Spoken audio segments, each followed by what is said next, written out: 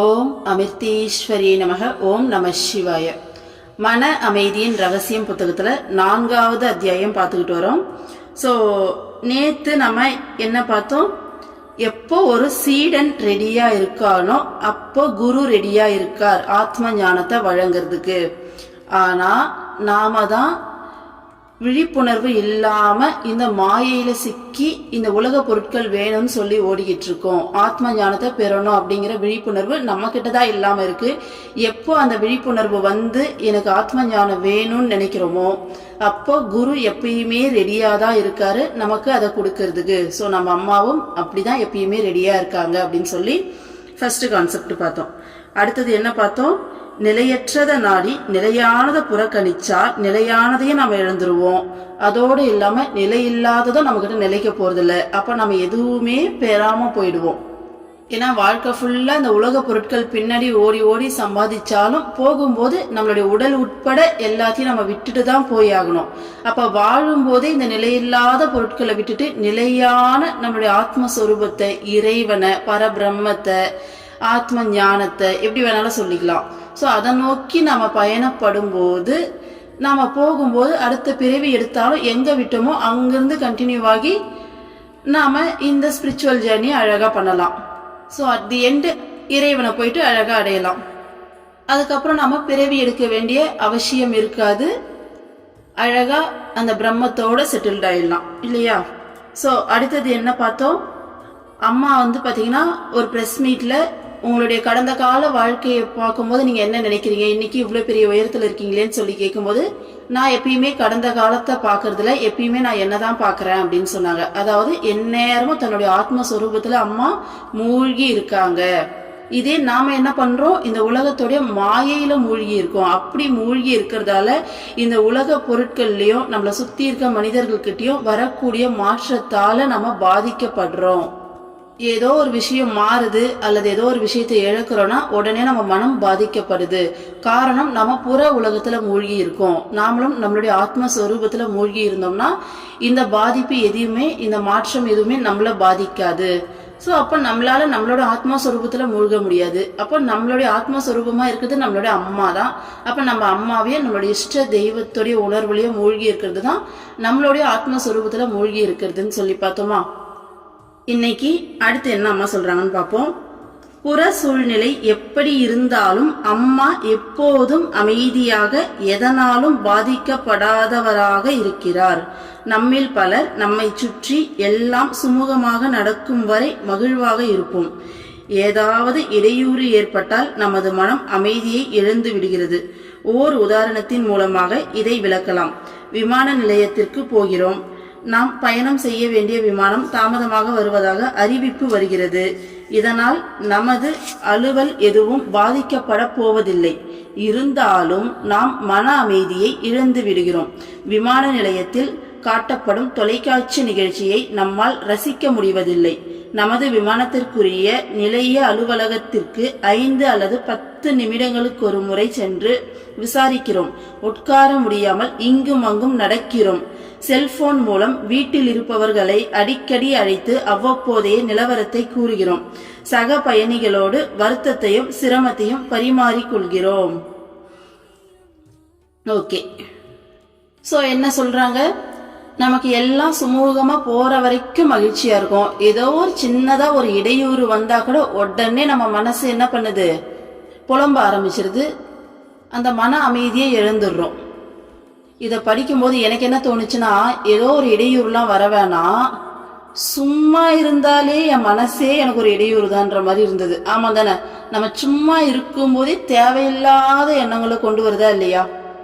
அம்மாவுடைய அருளால அம்மா கூட டிராவல் பண்றதால இப்போ இந்த உலக வாழ்க்கையை பத்தி இவங்க இப்படி பண்ணாங்க, அவங்க அப்படி பண்ணாங்கன்னு சொல்லிட்டு யாரை பத்தின எண்ணமும் வர்றது கிடையாது. ஆனா இதுக்கு முன்னாடி வாழ்ந்த வாழ்க்கையில யோசிச்சு பாருங்க. நம்மளால ஒரு சமைக்கும் போது கூட பாத்தீங்கன்னா கடை ஒண்ணு பாஸ்ல இருப்போம், இல்ல ஃபியூச்சர்ல இருப்போம். எந்நேரமும் இவங்க இப்படி பண்ணாங்களே, அவங்க இப்படி பேசினாங்களேன்ட்டு அப்படியே அந்த இன்சிடென்ட்டுக்கே போய் அப்படியே லைவா அனுபவிச்சுட்டு இருப்போம். ஒரு நமக்கு கசப்பான சம்பவம் இல்லை, ஏதோ நமக்கு பிடிக்காத ஒரு விஷயம் நடந்ததுன்னா அன்னைக்கு என்னெல்லாம் உணர்வு நமக்கு ஏற்பட்டதோ அதே உணர்வை முழுமையா அனுபவிப்போம் சும்மா உட்கார்ந்துட்டு இருக்கும் போதே. இப்பயும் மனசு வெளியில போயிட்டு தான் இருக்கு. ஆனா இந்த மாதிரி உணர்ச்சி வசப்பட்டு அவங்க இப்படி பண்ணாங்களே, அவங்க இப்படி பண்ணாங்க, அந்த மாதிரியான எண்ணங்கள் இல்லாம சும்மா சாதாரணமா போகுது எல்லா விஷயங்கள்லயும். அப்ப இப்ப நமக்கு இருக்க கவலை, இறைவனை நினைக்க முடியல, இந்த மனசு தேவையில்லாம போய் சுத்திட்டு இருக்கே அப்படின்ற மாதிரி இருக்கு. ஏன்னா அம்மா பிள்ளையா இருக்கிறதால அருள்மொழிகள்லாம் நிறைய கேட்கறோம், புக்ஸ் எல்லாம் நிறைய படிக்கிறதால நம்ம மனசுல யாரைய பத்தியுமே கம்ப்ளைண்ட் பண்ண முடியாது. முதல்ல நம்ம மேல என்ன தப்பு அப்படிங்கிறது தான் ஃபர்ஸ்ட் கொஸ்டினா இருக்கும் அம்மா வைக்கிறது. அப்போ நம்மளால அந்த எண்ணம் வரும்போதே இல்லை நீ தப்பா திங்க் பண்றன்ற மாதிரி நம்ம மைண்ட் அழகா மாத்திட்டு போயிட்டே இருக்கு. ஒரு சூழ்நிலை வந்தாலும் இந்த சூழ்நிலையில நம்ம எப்படி நடந்துக்கணும் அப்படிங்கிற அளவுக்கு அம்மா யோசிக்க வைக்கிறாங்க. இதை கேட்டுட்டு இருக்க யாராச்சும் இன்னமும் அந்த பழைய மாதிரி இந்த தாட்ஸ் என்ன டிஸ்டர்ப் பண்ணுது, மற்றவங்களை பத்தின தாட்ஸ் அதிகமா வருதுன்னா கவலைப்படாதீங்க. நம்ம பண்ண வேண்டியதெல்லாம் ஒன்னே ஒண்ணுதான், அம்மா கிட்ட பக்தி பண்ணணும், நல்லா விடாப்பிடியா அம்மாவை ரொம்ப டைட்டா பிடிக்கணும். ஸோ அதை பண்ண பண்ண பண்ண அம்மாவே சுச்சுவேஷன் கிரியேட் பண்ணி அந்த வாசனைகள் எல்லாத்தையும் அம்மாவே எடுப்பாங்க. அது கொஞ்சம் கொஞ்சமா எடுத்து அம்மா அப்படியே ப்ராசஸ் பண்ணி நம்ம மைண்ட் அப்படியே அடுத்த லெவலுக்கு அம்மா அப்படியே மாத்தி கொண்டு போயிட்டே இருப்பாங்க. ஸோ நம்ம பண்ண வேண்டியது எல்லாமே பக்தி மட்டும்தான், மற்றதெல்லாம் அம்மா பார்த்துப்பாங்க. ஓகேங்களா? ஓகே, நம்ம கான்செப்டுக்கு வருவோம். என்ன சொன்னாங்க, நமக்கு சாதகமான சூழ்நிலை இருக்க வரைக்கும் நம்ம சந்தோஷமா இருக்கும். எப்போ ஒரு சின்ன இடையூறு வந்தாலும் உடனடியாக நம்ம அந்த மன அமைதியை இழந்துடுறோம். இதுக்கு எக்ஸாம்பிளுக்கு ஒரு சம்பவம் சொல்றாங்க. நம்ம போக வேண்டிய ஃப்ளைட் லேட் ஆகுது அப்படின்னா, அப்படி லேட் ஆகும்போது எந்த ஒரு வேலையும் நமக்கு கிட போறது இல்லை. ஒருவேளை நான் இத்தனை மணிக்கு அங்கே ரீச் ஆகியே ஆகணும் அப்படின்னா நம்ம பதற்றப்படுறதுல ஒரு அர்த்தம் இருக்கு. அந்த மாதிரி எந்த ஒரு விஷயமும் கிடையாது, நம்மளுக்கு எந்த ஒரு வேலையும் கிடையல. ஸோ ஃப்ரீயாக தான் இருக்கும். ஓகேங்களா? அப்படியாப்பட்ட சுச்சுவேஷன்ல கூட ஃப்ளைட் லேட்னா நம்மளால சும்மா இருக்கவே முடியறதில்லை. ஸோ அப்போ ஓகே, 1 மணி நேரம் லேட்டாக தான் வரப்போகுது, இந்த 1 மணி நேரம் நம்ம என்ன செய்யலாம் அப்படின்னு சொல்லிட்டு திங்க் பண்ண முடியல. அதை விட்டு, ஏன்னா ஒரு டிவி கூட போட்டிருப்பாங்க, ஹாயா அதை பார்த்துட்டு கூட அந்த 1 hour கழிக்கலாம். ஸோ அதெல்லாம் எதுவுமே செய்யாம ஒரே பதற்றமா ஒரே பரபரப்பா ஃபோன் எடுத்து வீட்டுக்கு அடிக்கடி பேசிக்கிட்டு இன்னும் வரல அப்படின்னு சொல்லிட்டு அந்த ஆஃபீஸில் போயிட்டு அடிக்கடி விசாரிச்சுக்கிட்டு இங்கே இங்கே நடந்துக்கிட்டு ஒரு மாதிரி டென்ஷனாகவே சுற்றிட்டு இருப்பாங்க. எனக்கு தெரிஞ்சு இதை கேட்குற நம்மள பல பேர் இந்த ஹேபிட்லேருந்து ஓரளவுக்கு வெளியில் வந்திருப்போம்னு நினைக்கிறேன். ஓகே, 1 hour லேட்டாக அம்மா உன்னோட விருப்பம் அப்படின்னு சொல்லிட்டு சரி இந்த 1 hour நம்ம எப்படி ஸ்பெண்ட் பண்ணலாம்னு சொல்லிட்டு கண்டிப்பாக யோசிப்போம். எல்லாம் நம்ம அம்மா கொடுத்த ட்ரைனிங். இப்போ அடுத்தது பார்ப்போம். இதில் கடைசியாக ஒரு லைன் சொல்லியிருக்காங்க பாருங்க. இதுக்கு முன்னாடி நம்ம இதை நல்லாவே ஃபீல் பண்ணியிருப்போம். ஸோ கூட சக பயணிகளோட தன்னோட வருத்தத்தையும் சிரமத்தையும் பரிமாறிப்போம் அப்படின்னு சொல்லிட்டு இதெல்லாமே பண்ணியிருப்போம் இல்லையா? ஸோ இப்பயே கூட எல்லா டைம்லும் மனசாடி பர்ஃபெக்டா அப்படி இருக்குன்னு சொல்லவே முடியாது. ஒரு நேரம் கரெக்டா இருக்கும், ஒரு நேரம் பார்த்தீங்கன்னா அந்த பழைய ஸ்டேஜ்க்கே போன மாதிரி இருக்கும். ஐயோ அம்மா அடுத்தடுத்த நிலைக்கு உயர்த்தி கொண்டு போமா, டவுன்ல போட்டுறாதமா அப்படின்ற ஃபீல் வரும். ஸோ ஒண்ணுமே இல்லாத மாதிரி சாதாரணமா ஆட்டோமேட்டிக்கா அப்படியே அந்த பழைய மைண்ட் செட்டுக்கு வந்துடும். அப்போ கூட இருக்க கோ டிராவலர்ஸ்கிட்டையும் நம்மளுடைய ஐயோ இப்படி லேட் ஆகுது, எப்போ வருமோ தெரியலேன்னு சொல்லி புலம்பிக்கிட்டே இருப்போம் நாம இல்லையா? ஸோ அடுத்தது பாருங்க, இந்த மாதிரி இதுக்கு இதெல்லாம் சொல்லிட்டு வராங்கன்னா இந்த மாதிரி டைம்ல அம்மா எப்படி நடந்துக்கிட்டாங்கன்னு சொல்லிட்டு ரொம்ப அழகா சொல்லியிருக்காங்க. ஸோ அது நமக்கு உண்மையாலுமே இன்ஸ்பைரிங்கா இருக்கும். ஸோ அடுத்தது பாருங்க, இம்மாதிரியான சூழ்நிலையில் நடைபெற்ற ஒரு சம்பவத்தை கேள்விப்பட்டேன். குறிப்பிட்ட விமானத்தின் காலதாமதம் நீடித்து கொண்டே சென்றது. அந்த விமானத்தில் ஏறும் பகுதியில் காத்திருந்த பயணிகள் களைத்து சோர்ந்து போயிருந்தனர். பயணிகளை அமைதியாக வைத்திருக்க விமான பணியாளர்கள் தங்களால் முடிந்த அளவு பாடுபட்டனர். இறுதியில் விமானம் வந்து சேர்ந்தது. பயணிகளை ஏறச் சொல்வதற்காக ஒலிபெருக்கியில் அறிவித்த பணியாளரின் உணர்ச்சி அவரது அறிவிப்பில் வெளியானது. விமான எண் 128, பயணிகள் ஏற தயாராக இருக்கிறது. முதலில் தனியாக பயணம் செய்யும் குழந்தைகளும் கை குழந்தையுடன் இருக்கும் பெற்றோரும் குழந்தைகளைப் போல நடந்து கொள்ளும் பெரியவர்களும் ஏறும்படி கேட்டுக்கொள்கிறேன். ஓகேங்களா? இப்போ இந்த மாதிரி ஒரு சம்பவம் நடந்துச்சு. ஃப்ளைட் ரொம்ப லேட் ஆகிட்டே போகுது, எல்லாரும் ரொம்ப களைச்சு போய் சோர்ந்து போயிட்டாங்களாம், அந்த ஃப்ளைட் வர மாதிரி தெரியலையே அப்படின்னு சொல்லிட்டு. அந்த மாதிரி டைம்ல அங்கே ஒர்க் பண்ற ஒர்க்கர் ஒரு அனௌன்ஸ் பண்றாங்க ஃப்ளைட் வந்த பிறகு. ஓகேங்களா? அப்போ என்ன சொல்றாங்க அப்படின்னா, ஃபர்ஸ்ட்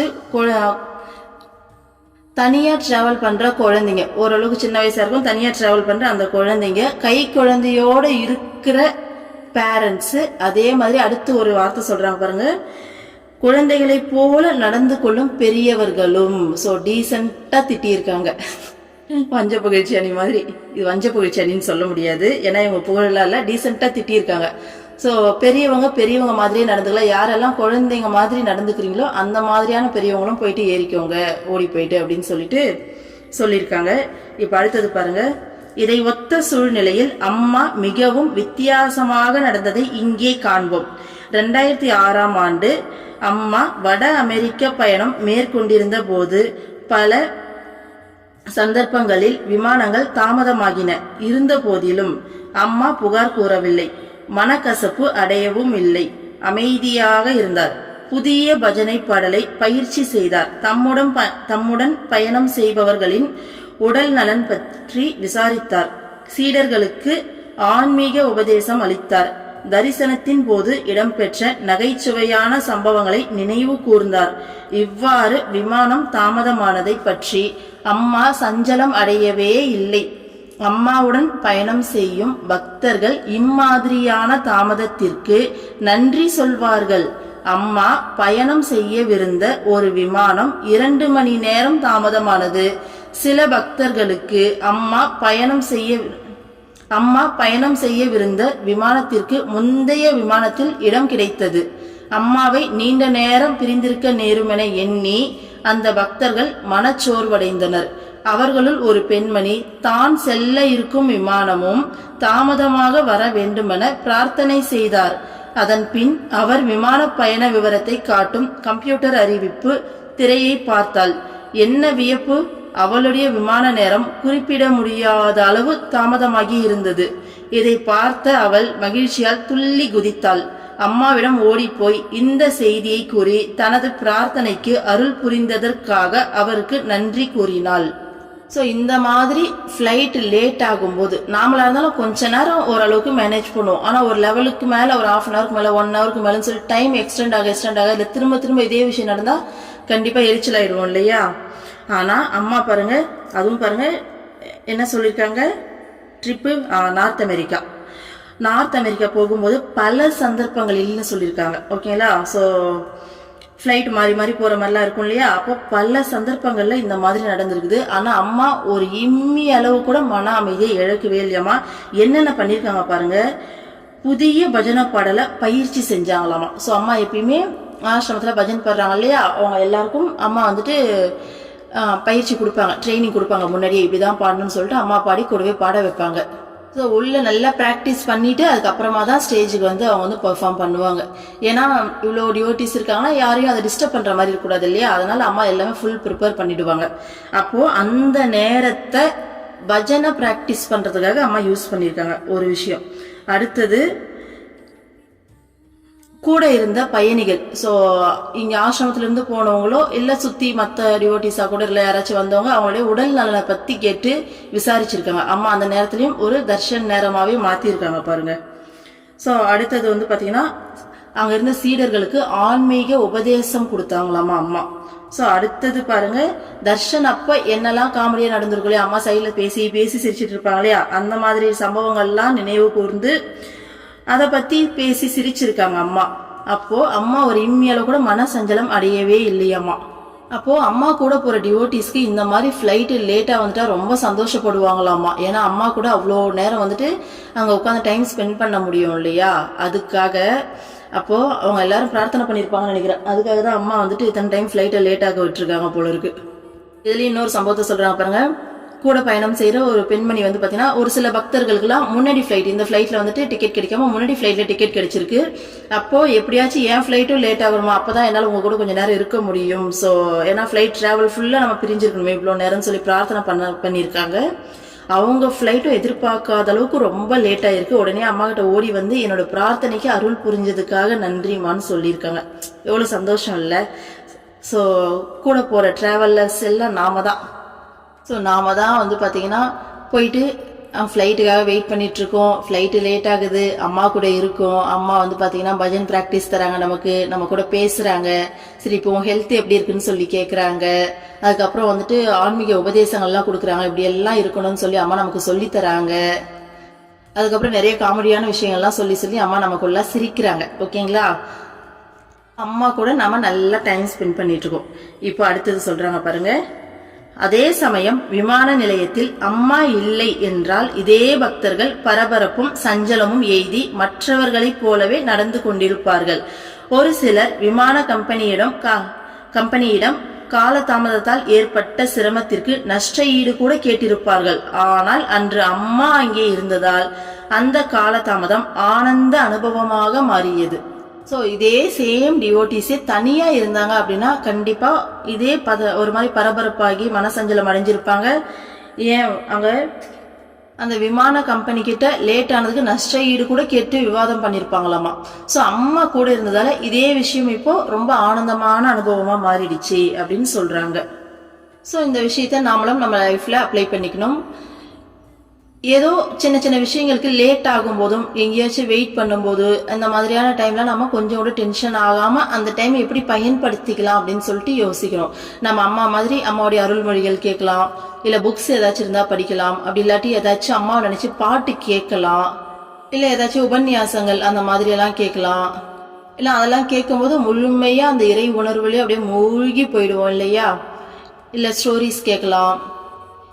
அப்படியும் இல்லாட்டி கூட இருக்கவங்க கிட்ட அம்மாவை பத்தி நம்ம பேசலாம். இந்த மாதிரி ஏதோ ஒரு விஷயத்துல ஈடுபடலாம். அப்ப இனிமே நம்ம லைஃப்ல ஏதோ ஒரு விஷயத்துக்கு லேட் ஆகுது, டைம் ஆகுது, இல்ல தள்ளி போகுதுன்னா தேவையில்லாம அந்த டைமை டென்ஷன் ஆகி வேஸ்ட் பண்ணாம அழகா இந்த மாதிரி ஏதோ ஒரு விஷயத்துல நம்மளே ஈடுபடுத்திக்கணும். இதெல்லாம் சின்ன சின்ன மாற்றங்கள் தான், ஆனா தேவையில்லாத டென்ஷன்ஸ் குறைக்கும் இல்லையா. சோ அடுத்தது அம்மா இந்த மாதிரி சின்ன சின்ன விஷயத்துல மட்டும் இல்லாம பெரிய பெரிய விஷயங்கள்லயும் எப்படி எல்லாம் நடந்துக்கிறாங்க அப்படின்ற விஷயங்கள்லாம் வரப்போகுது, பார்க்கலாம் வாங்க. அம்மாவும் அவருடன் பயணம் செய்பவர்களும் மிக மோசமான சூழ்நிலைகளை பல சந்தர்ப்பங்களில் சந்தித்துள்ளார்கள். அந்த சந்தர்ப்பங்களை நினைத்து பார்க்கையில் அவை எவ்வளவு மோசமாக இருந்தாலும் அம்மா அவற்றை குறித்து படபடப்போ அச்சமோ கொள்வதில்லை என்பதை உணரலாம். 1990ஆம் ஆண்டு ஆகஸ்ட் மாதத்தில் அம்மா மாஸ்கோவுக்கு விஜயம் செய்தார். அவருடைய முதலாவது மாலை நிகழ்ச்சி எளியதொரு மண்டபத்தில் நடைபெற்றது. அந்த மண்டபத்தில் வழக்கம் போல ஆசிரமத்தின் புத்தக கடை போடப்பட்டிருந்தது. நிகழ்ச்சிக்கு வந்தவர்களுடைய வறுமை நிலையை பார்த்த அம்மா புத்தக கடையில் இருந்தவை அனைத்தையும் அவர்களுக்கு இலவசமாக வழங்கச் சொன்னார். மறுநாள் காலை நிகழ்ச்சி நடைபெற்று கொண்டிருந்த போது வீதிகளில் போர்க்கால டேங்குகள் செல்வதை கவனித்தோம். எங்களில் சிலர் அம்மா தங்கியிருந்த பக்தரின் வீட்டிற்கு சென்று என்ன விஷயம் என விசாரித்தோம். அன்றைய அதிபராக இருந்த திரு கோர்பசேவ் புரட்சியின் மூலம் பதவியிலிருந்து நீக்கப்பட்டு வீட்டிலேயே கைதியாக வைக்கப்பட்டிருப்பதாகவும் மாஸ்கோ விமான நிலையமும் முக்கியமான சாலைகளும் மூடப்பட்டிருப்பதாகவும் அறிந்தோம். அரசு வீதிகளின் சந்திப்பில் எல்லாம் டாங்குகள் நிறுத்தப்பட்டிருந்தன. புரட்சியை எதிர்த்து யாரும் கிரெம்லின் அரண்மனையை நோக்கி வந்தால் அவர்களை தாக்குவதற்காக அரண்மனையை சுற்றி டேங்குகள் அணிவகுத்து நின்றன. இவற்றினால் எங்களில் சிலர் மிகவும் கவலை கொண்டோம். அம்மா தங்கியிருந்த வீட்டில் இருந்த ரஷ்ய பக்தர்கள் பயத்தால் அழுது கொண்டே வந்து அம்மாவிடம் உள்நாட்டு போர் மூண்டு விடுமோ என அச்சம் தெரிவித்தனர். அம்மா அமைதியாக இருந்தார். அவர் அந்நாட்டு பக்தர்களிடமும் தம்மோடு பயணம் செய்பவர்களிடமும் கவலைப்பட வேண்டாம் என்றும் எல்லாம் சீராகிவிடும் என்றும் சொன்னார். விரைவிலேயே அம்மாவின் வார்த்தைகள் உண்மையாயின. மறுநாளே விமான நிலையம் திறக்கப்பட்டது. புரட்சியால் வெகு சிலரே காயமுற்றனர். இப்புரட்சியால் ரஷ்யாவில் கம்யூனிச ஆட்சி அமைதியாக முடிவுக்கு வந்தது. அந்நாட்டு பக்தர் ஒருவர் பிற்பாடு அம்மாவின் வருகையானது ரஷ்யாவின் புரையோடி போன புண்ணை கீறிவிட்டு அது ஆறுவதற்கு வழி செய்ததன் சின்னமாக அமைந்தது. ரஷ்யாவில் அவர் இருந்ததால் இந்த நாட்டு மக்கள் அவரவரது இதயத்தை சுத்தம் செய்யவும் தன்னம்பிக்கையை பெறவும் உண்மைக்கு உறுதியாக இருக்கவும் உதவியது என்றார். ஸோ உங்க எல்லாருக்குமே புரிஞ்சிருக்கும். அம்மா பாத்தீங்கன்னா மாஸ்கோவுக்கு போயிருக்காங்க. எப்போ 1990ஸ்லே. அப்போ ஃபர்ஸ்ட் விஷயம், அம்மாவுடைய ப்ரோக்ராம்க்கு வந்தவங்களுடைய வறுமை நிலையை பார்த்து எல்லா புக்ஸையும் அங்க சேல்க்கு வச்சிருந்த எல்லா புக்ஸையும் அம்மா ஃப்ரீயா கொடுக்க சொல்லிட்டு இருக்காங்க. மறுநாள் பாத்தீங்கன்னா அங்க போர் மூண்டிருக்கு. எதுக்காக அப்படின்னா நாட்டுடைய அதிபர் புரட்சியின் காரணமா பதவியிலிருந்து நீக்கப்பட்டு ஹவுஸ் அரெஸ்ட் சொல்லுவாங்க இல்லையா, அந்த மாதிரி வச்சிருக்காங்க. அதனால ரஷ்யால ஒரு புரட்சியே வெடிச்சிருக்கு. அப்போ எல்லா இடத்துலயும் வந்து பாத்தீங்கன்னா அந்த போருக்கு தேவையான அந்த டேங்க் எல்லாம் அந்த எக்யூப்மெண்ட்ஸ் எல்லாம் ஒரு ஒரு வீதியிலும் அந்தந்த கார்னர்ல ரெடியா வச்சிருந்திருக்காங்க. அந்த அரண்மனையை சுத்தி எக்கச்சக்கமான எக்யூப்மெண்ட்ஸ் வச்சிருக்காங்க. யாராச்சும் புரட்சியாளர்கள் வந்து அவங்கள தாக்குறதுக்காக வச்சிருந்திருக்காங்க. ஆனா இந்த டைம்ல பக்தர்கள்லாம் ரொம்பவே கவலைப்பட்டு அம்மா கிட்ட என்ன சொல்றது அழுதுட்டே போயிட்டு அம்மா கிட்ட வந்து போயிட்டு பேசியிருக்காங்க. இந்த ரஷ்ய பக்தர்கள் ஓகேங்களா, அம்மா உள்நாட்டு போர் மூடிடுமோன்னு பயமா இருக்குமா அப்படின்னு சொல்லிட்டு. ஏன்னா போர்னா தெரியும் இல்லையா, எவ்வளவு சேதம் வரும். தன்னுடைய உடைமைகள் எல்லாத்தையும் இழந்து உயிர் தப்பிச்சாலே பெரிய விஷயம், அந்த உயிரும் போறதுக்கு நிறைய வாய்ப்பு இருக்கு. அப்ப இந்த மாதிரியான ஒரு சூழ்நிலை எங்க நாட்டுல வந்துருமோன்னு பயமா இருக்குமான்னு சொல்லி அம்மா கிட்ட போய் சொல்லும் போது அம்மா கொஞ்சம் கூட பதற்றப்படாம பயப்படாதீங்க எல்லாம் சரியாயிடும்னு சொல்லியிருக்காங்க. அம்மா சொன்ன மாதிரியே மறுநாளே எல்லா விஷயமும் பாத்தீங்கன்னா சரியாயிருக்கு. மறுநாளே க்ளோஸ் பண்ணி வச்சிருந்த ஏர்போர்ட் கூட வந்து ஓபன் பண்ணிட்டு இருக்காங்க. ஓகேங்களா, ரஷ்யாவில் கம்யூனிஸ்ட் ஆட்சி வந்துட்டு முடிவுக்கு வந்துட்டு அடுத்த ஆட்சி வந்து பாத்தீங்கன்னா ஆரம்பிச்சிருக்குது. இது நடந்த விஷயம். இந்த நடந்த விஷயத்த அந்த பக்தர் எவ்வளோ அழகா உள்வாங்கி சொல்லியிருக்காரு பாருங்க.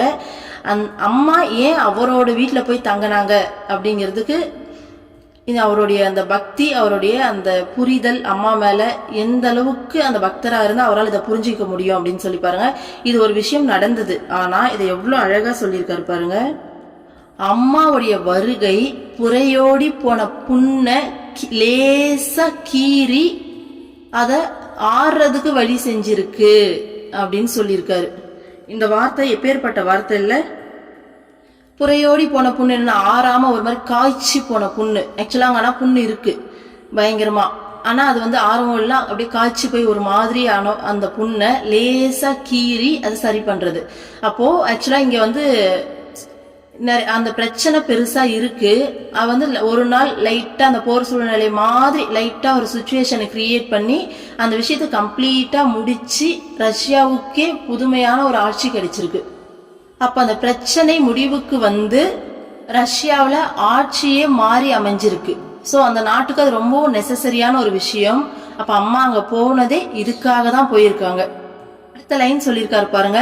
அம்மா அந்த நாட்டுல வந்து இருந்ததால நாட்டு மக்கள் எல்லாருக்கும் பாத்தீங்கன்னா தன்னுடைய இதயத்தை சுத்தம் பண்ணவும் தன்னம்பிக்கையை பெறவும் உண்மைக்கு உறுதுணையா இருக்கவும் உதவியது அப்படின்னு சொல்லியிருக்காரு. ஏன்னா அம்மா கூட இல்லை அப்படின்னா இந்த மாதிரி வந்து ரியாக்ட் பண்ணிருப்பாங்களான்னு தெரியாது. அதையும் தாண்டி அம்மாவுடைய சாநித்தியமே அம்மாவுடைய பக்தர்கள் இல்லாம மற்றவங்களோட இதயத்திலையும் அந்த அன்பையும் அமைதியும் வந்து கொண்டு வந்திருக்கும் இல்லையா. அம்மா தன்னுடைய பக்தர்களுக்காக எவ்வளவு தூரம் இறங்கி வேலை செய்யறாங்கள. ஒரு நாட்டுடைய ஆட்சியே அழகா வந்து உண்மை அதுல சொல்லியிருக்காரு பாருங்க, உண்மைக்கு உறுதுணையா இருக்க உதவிச்சு எங்களுக்கு அப்படின்னு சொல்லிட்டு அம்மா ஒரு நாட்டோடைய ஆட்சியே மாத்தி அமைச்சிருக்காங்க. அங்க இருக்க ஒரு நாட்டு பிரச்சனை, மிகப்பெரிய பிரச்சனையே அம்மா வந்து பாத்தீங்கன்னா சரி பண்ணியிருக்காங்க. நம்ம எல்லாம் சின்ன சின்ன விஷயத்துல அம்மா கர்மா கழிச்சு அந்த விஷயத்த நமக்கு சரி பண்ணி கொடுக்கறத பார்த்திருப்போம். ஸோ அம்மாவுடைய பக்தர்கள் இருக்கிறதுக்காக அந்த நாட்டையே அம்மா வந்து சரி பண்ணி கொடுத்துருக்காங்க. இவ்வளவு பெரிய விஷயம் இல்ல. அடுத்தது பாருங்க, ரஷ்ய பக்தர்கள் அம்மாவிடம் அன்றைய இரவு நிகழ்ச்சியை திட்டமிட்டபடி நடத்த முடியாது என்பதை தெரிவித்தனர். கண்ணு கெட்டிய தூரம் வரை எல்லா வீடுகளும் பூட்டப்பட்டு ஜன்னல்களும் அடைக்கப்பட்டிருந்தன. மக்கள் உயிருக்கு பயந்து வீட்டிற்குள்ளேயே முடங்கி கிடந்தனர். அம்மா தாம் தங்கியிருந்த வீட்டுக்காரரிடம் வீட்டு கதவை திறந்து வைக்க சொன்னார். யாராவது அம்மாவை பார்க்க விரும்பி வந்தால் அதற்கு வாய்ப்பு இருக்கட்டுமே என்பது அம்மாவின் கருத்தாகும். மறுநாள் அம்மா தங்கியிருந்த வீட்டின் பின்புறத்தில் நிகழ்ச்சி நடைபெற்றது. அன்று பல ரஷ்யர்கள் ஆறுதலையும் வழிகாட்டுதலையும் நாடியும் மந்திர தீட்சை பெறவும் அம்மாவிடம் வந்தார்கள். தெருக்களில் ராணுவ டேங்குகளின் ரோந்து இருந்தது. இருப்பினும் அம்மாவின் முன்னிலையில் அந்த நேரத்தின் கடுமை பெருமளவு தெரியவில்லை. ஸோ ஆட்சி மாறிடுச்சு, ஏர்போர்ட்லாம் ஓபன் பண்ணிட்டாங்க. இருந்தாலும் அந்த போர்க்கால சூழ்நிலையோடைய அந்த தாக்கம் அப்படியே இருக்கு. அப்போ எல்லாருமே பயந்துகிட்டு, ஏன்னா அந்த ராணுவ அந்த டேங்க் எல்லாம் வந்து ரோந்து வந்துட்டு இருக்காமா, அதனால எல்லா வீடுமே மூடி இருக்காமா, ஜன்னலை கூட க்ளோஸ் பண்ணி வச்சிருக்காங்களாமா. அப்ப அம்மாவுடைய ப்ரோக்ராம் குறிப்பிட்ட மாதிரி அன்னைக்கு நைட்டு நடத்த முடியாது அப்படின்னு சொல்றாங்க. அப்ப அம்மா என்ன பண்ணாங்கன்னா, சரி பரவாயில்ல, நம்ம தங்கியிருக்க இந்த வீட்டோட கதவை அடைக்காதீங்க, இது ஓப்பன்ல இருக்கட்டும். ஏன்னா சப்போஸ் யாராச்சும் அம்மாவை பார்க்கணும்னு நினைச்சாங்கன்னா வந்து பார்க்கட்டுமே, இங்கேயும் க்ளோஸ் பண்ணியிருந்தா அவங்க திரும்பி போயிடுவாங்க இல்லையா. ஸோ அது வேண்டாம், வந்து பார்க்கணும்னு நினைக்கிறவங்க வந்து பார்க்கட்டும், அதுக்கான வாய்ப்பு வந்து இருக்கட்டும் சொல்லி அம்மா ஓப்பன் பண்ணி வைக்க சொல்லியிருக்காங்க. அப்போ மறுநாள் அம்மா தங்கியிருந்த வீட்டோடைய பின்புறத்திலேயே அம்மாவோட நிகழ்ச்சி நடந்திருக்கு. அன்னைக்கு பல ரஷ்யர்கள் அம்மாவை பார்க்க வந்திருக்காங்க. மந்திர தீட்சையும் அம்மாவுக்கு தர்ஷனம் கொடுத்து தீட்சையும் கொடுத்துருக்காங்க. அதுக்கப்புறம் அம்மா உபதேசமும் பண்ணியிருக்காங்க. ஸோ அந்த ரோட்லலாம் பார்த்தீங்கன்னா அந்த ராணுவ டேங்குகளுடைய ரோந்து இருந்தாலும் அம்மாவோடைய முன்னிலையில அந்த நேரத்துடைய கடுமை பெருமளவு தெரியல அப்படின்றாங்க. அம்மா இல்லை அப்படின்னா அதே சூழ்நிலை நமக்கு எந்த அளவுக்கு பதற்றத்தையும் பயத்தையும் கொடுக்கும் இல்லையா? படபடப்பெல்லாம் ஒரு மாதிரியா இருக்கும் இல்லையா? அதெல்லாம் பார்க்கும்போது அந்த போர்க்கால சூழ்நிலைனா நம்ம உண்மையை சொல்லலாம், நம்ம அதை அனுபவிச்சது இல்லை. ஆனா அந்த நாட்டு மக்கள் அதை அனுபவிச்சவங்களுக்கு அது எவ்வளவு பெரிய விஷயம் தெரியும். ஏன்னா தன்னுடைய ஒட்டுமொத்த வாழ்க்கையும் எந்த செகண்ட் வேணாலும் முடிஞ்சு போகலாம். தன்னோட வாழ்க்கை முடியறத பத்தி கூட நமக்கு பெரிய கவலை இருக்காது. கூட இருக்கவங்க யார் இருப்பாங்க, நாளைக்கு யார் இருக்க மாட்டாங்க, என்ன நடக்கும், தன்னோட உடைமைகளை எதை இழக்க போறோம், நாளைக்கு அடுத்த செகண்ட் என்ன நடக்க போகுதுன்னே தெரியாத ஒரு மனநிலை. அது எவ்வளவு கொடுமையா இருக்கும்ல. அப்பேற்பட்ட சூழ்நிலையில கூட அம்மா கூட இருந்ததால அந்த நேரத்துடைய கடுமை தெரியல அப்படின்னு சொல்றாங்க. உண்மைதானே? அம்மா பக்கத்துல இருந்தா நமக்கு எவ்வளவு பெரிய தைரியம் கிடைக்கும். அம்மாவே கூட இருக்காங்க, போனாலும் அம்மா கூட தானடா போறோம்னு சொல்லிட்டு நம்ம ஹாப்பியா இருக்கும்ல. ஸோ அதனால அந்த கடுமையே தெரியாம போச்சு எங்களுக்கு அப்படின்றாங்க. அம்மா அந்த டிவோட்டிஸ்க்கு எவ்வளோ பெரிய ஒரு பிளஸ்ஸிங்கை கொடுத்துருக்காங்கல்ல, எவ்வளோ பெரிய விஷயம் இல்லை. அங்கே போர் நடக்க போது எல்லாமே தெரிஞ்சு அம்மா அந்த சூழ்நிலையும் மாற்றி அமைச்சு அந்த கடுமையும் குறைச்சி அதை சரி பண்ணி அவங்க கூடவே அந்த நேரத்துல இருந்து சரி பண்ணி கொடுத்துருக்காங்க. எவ்வளோ பெரிய பாக்கியம் இல்லை இது. அடுத்தது பாருங்க, அம்மா அச்சத்துக்கோ மன சஞ்சலத்துக்கோ ஆளாவதே இல்லை. எனவே அவரால் ரஷ்ய பக்தர்களுக்கு அமைதியையும் வழிகாட்டுதலையும் அடைக்கலத்தையும் அளிக்க முடிந்தது. இல்லை என்றால் ரஷ்ய பக்தர்களுக்கு அது மிகவும் கொடுமையான நேரமாக இருந்திருக்கும். அளவற்ற குழப்பத்திற்கிடையிலும் அம்மா நிலையான ஆத்மாவின் அமைதியில் திளைத்திருந்ததால் அமைதியாகவும் திருப்தியாகவும் இருந்தார். ஸோ அம்மா பாத்தீங்கன்னா கொஞ்சம் கூட மன சஞ்சலமாகாம பயப்படாம இருந்ததால அம்மா அந்த ஆத்மாவோட திளைச்சு அந்த ஆத்மாவுடைய அந்த பேரின்பத்துல அந்த ஆத்மாவுடைய அனுபவத்துல இருந்ததால அந்த அமைதி நிலையிலேயே அம்மா இருந்தாங்க. அதனால ரஷ்ய பக்தர்களுக்கு அம்மாவாலையும் வழிகாட்ட முடிஞ்சது, அமைதியை கொடுக்க முடிஞ்சது, அடைக்கலத்தையும் கொடுக்க முடிஞ்சது. அம்மாவே அந்த ஆத்மால தெளிச்சு இல்லாம நம்மள மாதிரி அந்த பயம் பதற்றத்துக்கு அப்படி கிடையாது. அம்மா கடவுள். சப்போஸ் அப்படி இருந்தா மத்தவங்கள கெயிட் பண்ண முடியாது இல்லையா? சோ அம்மா தன்னுடைய ஆத்மால தெளிச்சு இருந்ததால அம்மா பாத்தீங்கன்னா எல்லாரையும் அழகா கெயிட் பண்ணாங்க அப்படின்னு சொல்றாங்க. எல்லாருக்கும் அடைக்கலத்தை கொடுத்தாங்க, வழிகாட்டுதல் பண்ணாங்க. சோ அவங்களுக்கும் அமைதியை கொடுத்தாங்க, அந்த நம்பிக்கையை கொடுத்தாங்க அம்மா. சப்போஸ் அம்மா கூட இல்லை அப்படின்னா ரஷ்ய பக்தர்களுக்கு அது ரொம்ப கொடுமையான நேரமா இருந்திருக்கும்னு சொல்றாங்க. அடுத்தது பாருங்க, இவ்வாறு ஆத்மாவில் மனம் குவிந்திருப்பதை திரைப்படத்தை பார்க்கும் உருவகத்தால் ஓரளவு தெளிவாக புரிந்து கொள்ளலாம். திரைப்படத்தை பார்த்த பிறகு அந்த படத்தின் நிகழ்ச்சிகளுக்கேற்ப நாம் மகிழ்ச்சியோ துக்கமோ சலிப்போ உற்சாகமோ ஏதாவது ஒரு தூண்டுதலோ பெறக்கூடும். ஆனால் உண்மையில் நாம் எதுவுமே செய்யவில்லை. படத்தின் நிகழ்ச்சிகள் திரையில் காட்டப்பட்டன. அந்த நிகழ்ச்சிகள் நேரடியாக நம்மை பாதிக்கவில்லை. ஆனால் நம்மை நாம் திரைப்படத்தில் தோன்றும் கதாபாத்திரங்களோடு ஐக்கியப்படுத்திக் கொள்கிறோம். இதை போலவே இந்த உலகில் நிகழும் எந்த நிகழ்ச்சியும் நமது நிஜமான ஆத்மஸ்வரூபத்தை பாதிப்பதில்லை. உலகில் நடப்பவைகளை ஆத்மா சாட்சியாக பார்த்து கொண்டு மட்டும் இருக்கிறது. உண்மையில் நாம் எந்த சம்பவத்திலும் நேரடியாக பங்கேற்கவில்லை. நமது ஆத்மஸ்வரூபம் திரைக்கு நிகராக இருக்கிறது. நம்மை நாம் உடலோடும் மனதோடும் புத்தியோடும் ஐக்கியப்படுத்தி அவைகளை நமது சொரூபமாக நினைப்பதால் உலகில் நிகழும் சம்பவங்களோடு ஒன்றி விடுகிறோம். இதனால் வெற்றி போன்ற நல்லவற்றால் மகிழவும் தோல்வி போன்றவற்றால் மனத்தளர்ச்சி அடையவும் செய்கிறோம். இப்போ நம்ம வாழ்க்கையை எப்படி வாழணும் அப்படின்ற மாதிரி சொல்றாங்க. இவ பாத்தீங்கன்னா ஒரு மூவி பாக்குற அந்த விஷயத்தோட ஒப்பிடுறாங்க. நம்ம மூவி பார்க்கும்போது ஒரு காமெடி வந்தா சிரிப்போம், ஒரு கஷ்டம் ரொம்ப சென்டிமெண்டான சீன் போனா அழுவோம், ஒரு லவ் சீன் போனா அந்த ஹீரோவோட இடத்துல இருந்து அந்த உணர்வு உணர்வோம், ஹீரோயினோட இடத்துல இருந்து அவங்க என்ன உணர்றாங்கன்னு சொல்லிட்டு உணர்வோம். அப்ப அதுல வரக்கூடிய ஒவ்வொரு கேரக்டராவே மாறி அந்த உணர்வை நாம உணர்வோம், அதை அப்படியே அனுபவிப்போம் இல்லையா? ஆனா அதுல வரக்கூடிய அந்த ப்ரோக்ராம்ஸ் அதுல வரக்கூடிய அந்த காட்சிகள் நம்மள நேரடியா பாதிக்குதான்னு கேட்டா கிடையாது. நம்ம சிரிப்போம், அழுவோம், லவ்வை வந்துட்டு உணர்வோம், எல்லா விதமான உணர்வுகளையும் உணர்வோம். ஆனா ஆக்சுவலா நம்ம எதுவுமே செய்ய மாட்டோம். அந்த ஸ்கிரீன்ல வந்துட்டு அது எல்லாம் காமிக்கிறாங்க, நம்ம உட்கார்ந்துறது இருந்து அழகா அமைதியா பார்த்துக்கிட்டு தான் இருப்போம். ஆனா அதுல வரக்கூடிய எல்லா ஃபீலையும் நம்ம உணர்வோமே தவிர நாம நிஜமாலுமே போயிட்டு அந்த ஹீரோயின் கிட்ட பேசல, ஒரு ஹீரோயினா இருந்து தன்னுடைய காதலை ஹீரோ கிட்ட சொல்லல.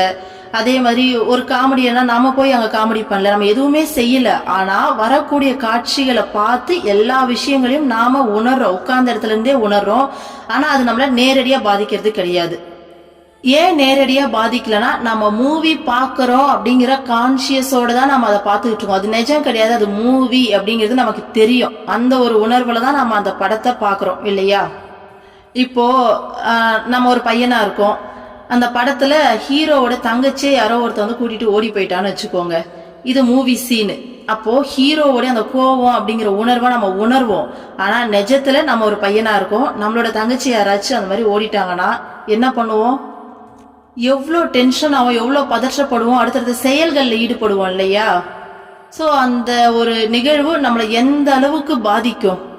ஸோ இதுதான் மூவில ஒரு சீனை பார்க்கறதுக்கும் நம்மளுடைய நிஜ வாழ்க்கையில நடக்கிறதுக்கும் இல்ல வித்தியாசம். ஸோ இதுதான் நம்மள நேரடியா அது பாதிக்கல அப்படிங்கிறது. நேரடியா பாதிக்கதான் நிஜமான லைஃப்ல அந்த விஷயம் நடந்தா நம்ம என்ன பண்ணுவோம்? ஒரு மூவி சீனா பார்க்கும்போது எப்படி பார்ப்போம்? இதே வித்தியாசம் தான் இந்த உலக வாழ்க்கையில நம்ம மூழ்கி இருக்கும்போது நிஜமான வாழ்க்கையில நம்ம அனுபவிக்கிற மாதிரி எல்லா உணர்வுகளையும் உண்மையா நம்பி அனுபவிக்கிறோம். ஆனா நம்ம ஆத்மாவில தெளிச்சு இருக்கும்போது இந்த மூவில எல்லா சீன்ஸையும் பார்த்து எல்லா உணர்வுகளையும் நம்ம கொடுக்குறோம். ஆனா அது நேரடியா நம்மள பாதிக்கல இல்லையா? ஒரு சாட்சியா நின்று பாக்குறோம் இல்லையா? அதே மாதிரிதான் நம்ம ஆத்மால தெளிச்சிருக்கும் போது நம்ம லைஃப்ல வரக்கூடிய எல்லா விஷயங்களையும் சாட்சியா நின்று பார்ப்போமே தவிர எந்த ஒரு விஷயமே நம்மள உண்மையா பாதிக்காது. அப்பப்போ அந்தந்த சூழ்நிலைக்கு தேவையான உணர்வுகளை கொடுத்து நம்ம வாழ்வோம், எல்லாரும் மாதிரியும் வாழ்வோமே தவிர நிஜமா நம்ம உள்ள வந்து பாத்தீங்கன்னா அந்த தாக்கம் இருக்காது. இதே இந்த உலக வாழ்க்கையில இந்த மாயையில மூழ்கி இருந்தனா நம்ம நிஜ வாழ்க்கையில நடக்கும்போது நம்ம ஒரு உணர்வை கொடுத்து உண்மையா அதுல இறங்கி போராடணும் பாத்தீங்களா? அந்த மாதிரியான ஒரு ஃபீலுக்கு போயிடுவோம். அப்போ நம்ம ஆத்மாவோட ஐக்கியமாகி இருந்தோம்னா இந்த சாட்சி பாவத்துல மூவி பாக்குற மாதிரி நம்ம வாழ்க்கையை பார்க்க முடியும். இந்த உடலோட இந்த மனசோட புத்தியோட நம்மளை ஐக்கியப்படுத்திக்கிட்டோம்னா இந்த உடல் தான் நாம, இந்த மனசு தான் நாம, இதுதான் உண்மைன்னு நம்பிட்டோம் அப்படின்னா இதுல வரக்கூடிய எல்லா சீன்ஸும் நேரடியா நம்மளை பாதிக்கும். இதெல்லாம் உண்மை நினைச்சு நம்ம போராடிட்டு இருக்கோம். அப்போ ஆத்மா எப்பயுமே ஒரு சாட்சியா எல்லாத்தையும் பார்த்துக்கிட்டு இருக்கு அப்படின்றாங்க இல்லையா? ஸோ நம்ம ஏற்கனவே பார்த்துருக்கோம் அந்த சாட்சி பாவத்தை. நமக்குள்ள அதுதான் சொல்றேன், சின்ன வயசுல இருந்து நம்ம உடல் மாறிக்கிட்டே இருக்கு, நம்மளுடைய மனசு மாறிக்கிட்டே இருக்கு, நம்மளுடைய புத்தியும் வந்து பாத்தீங்கன்னா என்னென்ன இன்ஃபர்மேஷன்ஸ் கேதர் பண்ணதோ அதுக்கேற்ற மாதிரி மாறிக்கிட்டே இருக்கு. உதாரணத்துக்கு இப்போ ஒரு இஞ்சி தோல் வந்து விஷம் அப்படின்னு சொல்லிட்டாங்கன்னா அந்த இஞ்சி தோலை பார்க்கும்போது ஐயோ இது விஷம் மைண்ட் வந்து பாத்தீங்கன்னா ப்ரோக்ராம் பண்ணி வச்சிருக்கோம். அடுத்து இன்னொரு டாக்டர் வந்து சயின்டிபிக்கா ப்ரூவ் பண்ணியாச்சு, ஸோ இத்தனை ரிசர்ச் பண்ணியிருக்காங்க, இதுல ரொம்ப உடம்புக்கு நல்ல விஷயம் இருக்கு, இது உடம்புக்கு ரொம்ப நல்லது, இதை சேர்த்து அரைச்சி போட்டு சாப்பிட்டா உடம்புக்கு இந்த பெனிஃபிட்ஸ் எல்லாம் வருதுன்னு சொல்லி பேசி கேட்டுடும் அப்படின்னா உடனே அந்த புத்தி என்ன பண்ணிடும்? இஞ்சி தோல் நல்லதுன்னு சேவ் பண்ணிக்கும். அப்ப இந்த புத்தியும் மாறிக்கிட்டே இருக்கு, மனம் மாறுது, உடல் மாறிக்கிட்டே இருக்கு, இந்த புத்தியும் மாறிக்கிட்டே இருக்கு. ஆனா சின்ன வயசுல இருந்து நமக்குள்ள ஏதோ ஒரு விஷயம் மாறாம நான் சொல்லி இருக்கு இல்லையா? அது என்னதுன்னு சொல்லி யோசிச்சு பாருங்க. உங்களுக்குள்ள சின்ன வயசுல இருந்து ஒரு விஷயம் மாறாமையே இருக்கு, அதுதான் அந்த நான் அப்படிங்கிற அந்த உணர்வு. இதை எதோட ஒப்பிடுறாங்கன்னா அந்த ஸ்கிரீன்ல எத்தனையோ மூவிஸ் போடுவாங்க, ஒரு நாளைக்கு 4 ஷோ ஓட்டுறாங்கன்னா எத்தனையோ விதமான உணர்வுகள் அதுல வெளிப்படும், எத்தனையோ சீன்ஸ் வரும், எது வந்தாலும் போனாலும் அந்த ஸ்கிரீன் ஸ்டாண்டர்டா இருக்கு இல்லையா? அந்த மாதிரி நம்மளுடைய ஆத்மா எத்தனை பிறவிகள் வந்தாலும் அந்தந்த மூவிஸ் வந்துட்டு எப்படி அந்த ஸ்கிரீன்ல ரிஃப்ளெக்ட் ஆகுதோ அதே மாதிரி நம்ம பல லைஃப்ல போவோம் வருவோம் இல்லையா? பல லட்சம் பிறவிகள் எடுக்கிறோம்னு சொன்னோம் இல்லையா? அப்போ ஒவ்வொரு லைஃபையும் போறோம், அனுபவிக்கிறோம். அந்த மூவி அந்த ஸ்கிரீன்ல வர சீன்ஸ் மாதிரி நம்மளோட லைஃபும் ஒவ்வொரு பிறவிக்கும் சீன்ஸ் மாறிக்கிட்டே இருக்கு. ஆனா அந்த ஸ்கிரீன் எப்படி பின்னாடி ஸ்டாண்டர்டா இருக்கோ அதே மாதிரி நம்மளுடைய ஆத்மா அப்படிங்கிறது ஸ்டாண்டர்டா இருக்கு. படம் பார்க்கும்போது ஒரு சில டைம்ல ரொம்ப அப்படியே மூழ்கி போயிட்டு அப்படியே கதறில அழ ஆரம்பிச்சிருவோம். காரணம் அது மூவின்ற உணர்வை நம்ம எழுந்து உள்ள போயிடுறோம். இதே நம்மளுடைய கவனம் அந்த ஸ்கிரீன் மேல இருந்தது அப்படின்னா இது மூவி தான் பாரு, இந்த ஸ்கிரீன்ல இப்ப ஓடிட்டு இருக்கு, நெக்ஸ்ட் நம்ம போனோடனே அடுத்த ஷோ அடுத்த மூவி வரும்போது அந்த படத்தோட சீன்ஸ் ஓடும் அப்படின்னு சொல்லி அந்த ஸ்கிரீன் மேல நம்ம கவனத்தை செலுத்தணும் அப்படின்னா நம்ம உணர்ச்சி வசப்பட மாட்டோம், ரொம்ப தெளிவாவே அந்த படத்தை பார்ப்போம் இல்லையா? அந்த மாதிரி நாம இந்த வாழ்க்கையில வரக்கூடிய இந்த சீன்ஸ்க்கு ரியாக்ட் பண்ணாம பின்னாடி அந்த ஸ்கிரீனோட எப்படி கவனம் செலுத்தணும்னு சொன்னோமோ அந்த மாதிரி நம்மள ஆத்மாவில நம்ம கவனத்தை செலுத்தணும் அப்படின்னா நம்ம லைஃப்ல நடக்கக்கூடிய இந்த விஷயங்களுக்கு அந்த அளவுக்கு ரியாக்ட் பண்ண மாட்டோம். ஸோ மூவி பார்க்குற மாதிரி ஒரு சாட்சி பாவத்துல பார்ப்போம் அப்படின்றாங்க. இந்த ஆத்மாவுடைய சாட்சி பாவம் என்ன அப்படிங்கறத நம்ம ஏற்கனவே சொல்லியிருக்கோம். ஸோ எல்லா விஷயங்களையும் நமக்குள்ள இருந்து ஏதோ ஒன்று கவனிச்சுக்கிட்டே இருக்கும். நம்ம சொன்னாலே நம்ம தூங்கி எழுந்த பிறகு நான் தூங்கிட்டு இருந்தேன்னு எது சொல்லுது? எப்படி நம்ம தூங்கிறோம், உடல் தூங்கிடுது. ஸோ கனவே இல்லாத ஒரு டீப் ஸ்லீப்னு வச்சுக்கோங்க. அப்போ மனசும் அந்த இடத்துல தூங்கிடுது, நம்மளோட புத்தி கம்ப்ளீட்டா தூங்கிடுது. இப்போ உடல் மனம் புத்தி மூணுமே தூங்கிடுது. அப்புறம் எது நம்ம தூங்கணும்னு சொல்லுது? எப்படி நம்ம தூங்கணும்னு நம்மளால உணர முடியுது? எப்படி நம்ம தூங்கணும்னு நமக்கு தெரியுது? அப்போ நம்ம தூங்கணும் அப்படிங்கிறத யார் கவனிச்சு நம்ம கிட்ட சொல்றாங்க?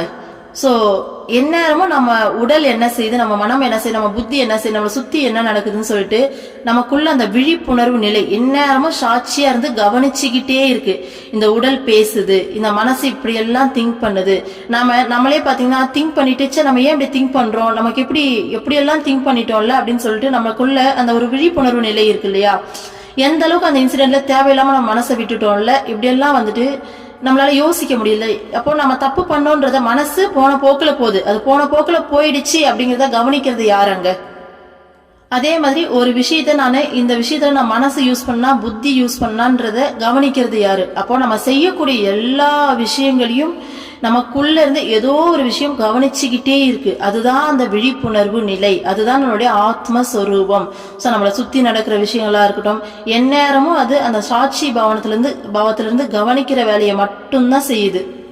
அப்போ இந்த சாட்சி பாவத்தை எப்படி நாம பிராக்டிஸ் கொண்டு வந்து ஆத்மால எப்படி தெளிச்சு நிக்கிறது அப்படின்னா, நாம என்ன செய்யறோம் அப்படிங்கிற அந்த விழிப்புணர்வுலயே இருக்கிறது. இந்த உடல் இந்த செய்யுது, இந்த மனசு பாத்தீங்கன்னா இந்த மாதிரி மனசு ஓடுனாலும் இந்த மாதிரி ஓடுது அப்படிங்கறத கவனிக்கிறது.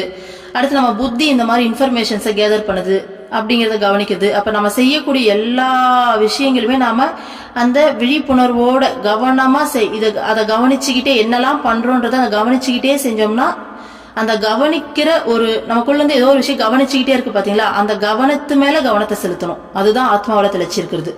ஸோ நான் இது எல்லாத்தையும் கவனிச்சுக்கிட்டு இருக்கேன், இந்த உடல் என்ன செய்யுதுன்றத கவனிக்கிறேன், இந்த மனம் என்ன செய்யுதுன்னு கவனிக்கிறேன், இந்த புத்தி எப்படியெல்லாம் மாறுதுன்னு கவனிக்கிறேன், என்ன சுத்தி என்ன நடக்குதுன்னு கவனிக்கிறேன்னு சொல்லிட்டு அந்த கவனிப்பாளன் மேல கவனத்தை செலுத்துறது. அதுதான் ஆத்மஸ்வரூபத்துல தெளிச்சிருக்கிறது. ஓகேங்களா? இது பை பிராக்டிஸ் வரும் கொஞ்சம் கொஞ்சமா. அப்போ ஆட்டோமேட்டிக்கா நம்ம மனசுக்குள்ள தேவையில்லாத எண்ணங்கள் வரவே முடியாது. ஒரு எண்ணம் உள்ள நுழையும் போதே கண்டுபிடிச்சிரும். இப்ப ஸ்டார்டிங்ல ஒரு எண்ணம் வந்ததுன்னா அது அப்படியே அதுக்குள்ள மூழ்கி போய் அதுக்குள்ள ஒரு சீனையே கிரியேட் பண்ணி அது பின்னாடி பல எண்ணங்கள் வாழ்ந்து முடிச்சுட்டு வெளியில வந்துருவோம். ஸோ பிராக்டிஸ் பண்ண பண்ண பண்ண கொஞ்ச நேரம் போயிட்டு இருக்கும் போதே ஐயோ நம்ம என்ன பண்ணிட்டு இருக்கோம், நம்ம ஏன் தேவையில்லாம அந்த உணர்ச்சிக்கு ஆட்படுறோன்ற அந்த ஒரு விழிப்புணர்வு வரும். ஸோ இன்னும் கொஞ்சம் பிராக்டிஸ் பண்ண பண்ண அந்த அந்த எண்ணம் உள்ள வரும்போதே நம்ம கவனிச்சிருவோம். இந்த மாதிரி ஒரு எண்ணம் வருது, கவனிச்சிட்டோம்னா முடிஞ்சது. அது பின்னாடி பல எண்ணங்களை கொண்டு வரவே முடியாது. ஸோ இது ஒரு எண்ணம் தான், இது உண்மை கிடையாது. ஏன்னா ஃபர்ஸ்ட்ல இதை உண்மைன்னு நினைச்சு அது கூட அப்படியே மூழ்கி வாழ ஆரம்பிச்சிருவோம் மன உலகத்துல. இப்போ உள்ள வரும்போதே இது ஜஸ்ட் ஒரு தாட், இதுக்கு நாம ரியாக்ட் பண்ண வேண்டிய அவசியம் கிடையாது அப்படிங்கிற அந்த விழிப்புணர்வுல கவனிக்கும் போது உள்ள அந்த தாட் வரும்போதே நம்ம கவனிச்சிட்டோம்னா வந்த வேகத்துல அது அப்படியே போயிடும். ஸோ அதுதான் சொல்லுவாங்க, ஒரு எண்ணத்துக்கும் இன்னொரு எண்ணத்துக்கும் வர கேப் இப்படிதான் வரும்.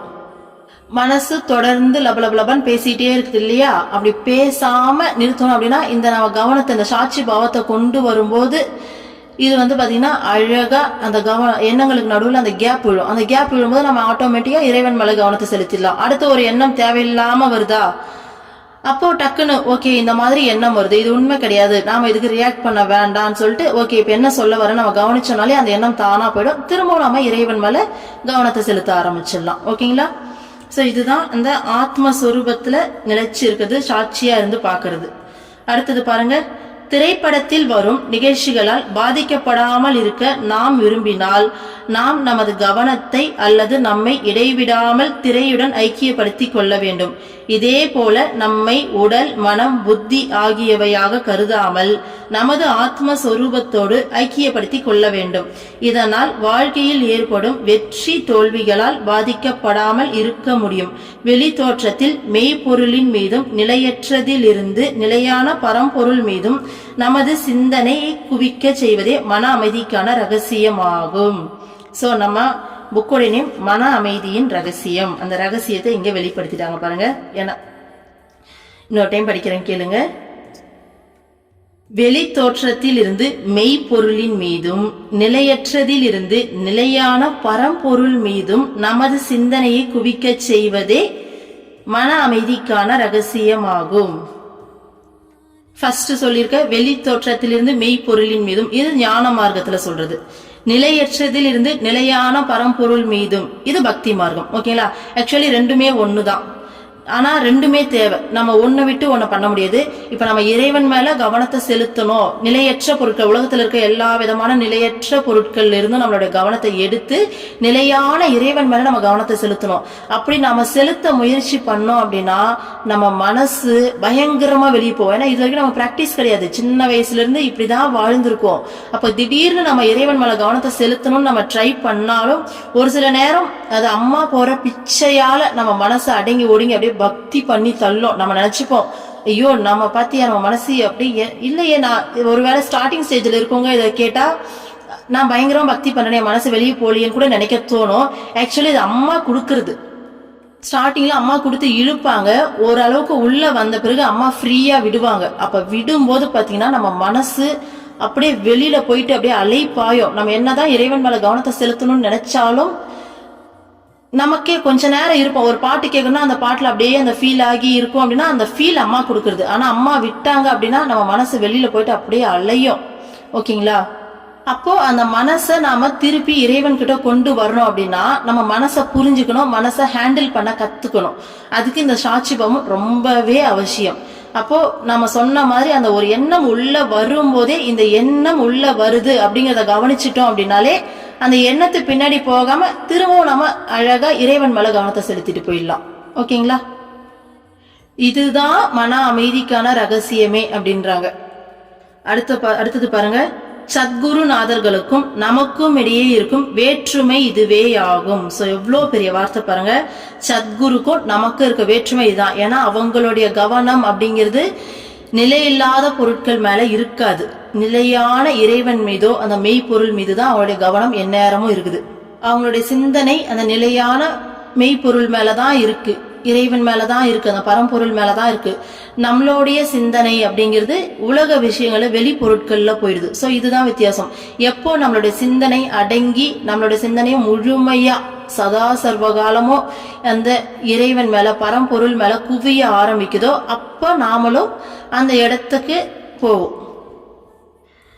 அவர்கள் எங்கே எதை பார்த்தாலும் பிரிக்க முடியாத குறைபாடு இல்லாத பூரண பொருளான மெய்ப்பொருளையே காண்கிறார்கள். சோ அந்த ஸ்டேட்ல அவங்க எப்படி இருக்காங்க அப்படின்னா அவங்களால எதையுமே பிரிச்சு பார்க்க முடியாது. நல்லது கெட்டது, இது பிடிச்சது பிடிக்காது இப்படின்ற ஒரு விஷயமே இருக்காது.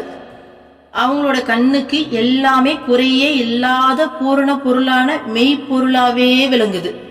அதாவது எல்லாமே இறை வடிவமாவே பாக்குறாங்க. அம்மா சொல்லுவாங்க இல்லையா, அம்மா ஒவ்வொரு பொருளையும் தொட்டு கும்பிடுவாங்களாமா. ஏன்னா அவங்க மனசு எந்நேரமும் அந்த பரம்பொருளை குவிஞ்சு இருக்கிறதால அவங்க பாக்குற எல்லாமே அந்த பரம்பொருளாவே தெரியுது. அதுதான உண்மை. இங்க இருக்கிற எல்லாமே இறைவனோட அந்த இறை சக்தியோட வடிவம் தானே. அப்போ அந்த வடிவத்தை அவங்க பார்க்கல, அதுக்குள்ள இருக்க அந்த இறை சக்தி, அந்த இறை சக்தியோட ரூபம் தான் இது எல்லாம் சொல்லிட்டு அந்த உள்ள இருக்க அந்த இறை சக்தியை பாக்குறாங்க. இப்ப நம்மள பார்க்கும்போது கூட அம்மா நம்மளுடைய வடிவத்தையோ உருவத்தையோ இல்ல நம்மளுடைய இந்த மாயையில் இருக்கக்கூடிய இந்த குணாதிசயங்களையோ எதையுமே பாக்குறது இல்ல. உள்ள இருக்கக்கூடிய நம்மளுடைய ஆத்ம ஸ்வரூபத்தை தான் அம்மா பாக்குறாங்க. இந்த மாதிரி தான் அவங்க எல்லா விஷயத்திலுமே அந்த இறைவனை தான், உள்ள இருக்கக்கூடிய இறைவனை தான் பாக்குறாங்க அம்மா. ஓகேங்களா? உண்மையில் ஆத்மஸ்வரூபத்தில் மனம்